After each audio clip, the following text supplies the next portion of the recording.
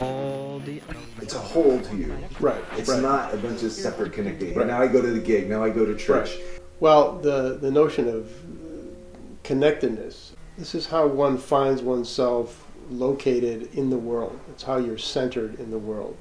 It's the basis of all the great myths. It's the basis of all the great religions, properly practiced, I would say.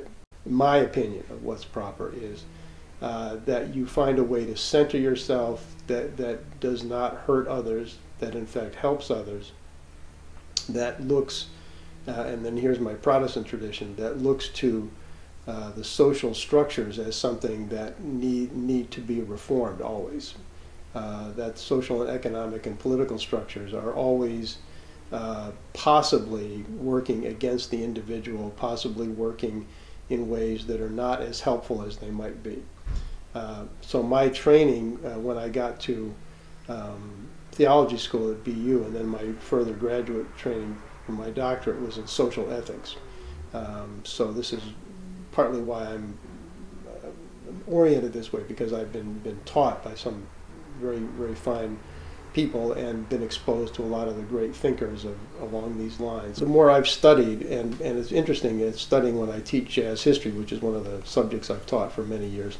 You explore African culture, and that's always where I start. A lot of people, when they teach jazz history, they start with ragtime and the blues, and I always start with Africa, because then you have to deal with slavery and African American culture and all this stuff. Well, African religion is absolutely a holistic, W-H-O-L-I-S-T-I-C, holistic sensibility. Music is the way the culture is expressed. It's the way the religion is expressed. And so there's no division there. You know, it's absolutely all one, you could say, cosmology.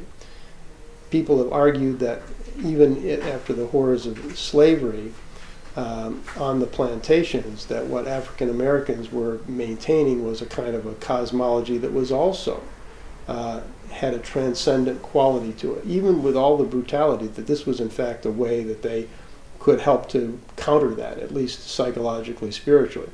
Then you come into, fast forward, into the so-called birth of jazz, New Orleans, roughly 1890, 1900, someplace in there, and it's also deeply connected with the religious traditions, with the social justice traditions, the benevolent societies that hired the bands to make sure that somebody got a proper burial, hire the band to play, was also the one that was the credit union, was also the one that was providing, you know, insurance and all this other kind of stuff. So even within our, meaning jazz, within our own tradition, if you look at this, you realize there's this strong tradition of a holistic worldview, of a sense of being related to something that's beyond yourself, that comes right up through the tradition. And it's only, it's funny to think about this, but it's only in the sort of the showbiz era of the 20s, 30s, and 40s that some of that gets sort of attenuated. That sort of, now it's all the business. Now it's all going on stage and the bright lights and all this stuff. Then what happens? Then we get into bebop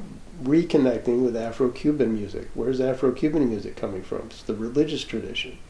It's the religious and the cultural tradition from back at the beginning in Africa, reconnecting in this very interesting, curious way in the 1940s.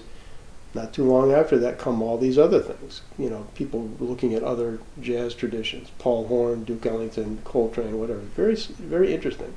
So in a way, rather than say, which some people do, oh, well, jazz and religion or jazz and spirituality, well, that's just this strange little thing on the corner. No, in many ways, that's the bedrock. And there was only this few decades where people sort of lost sight of it in a major way.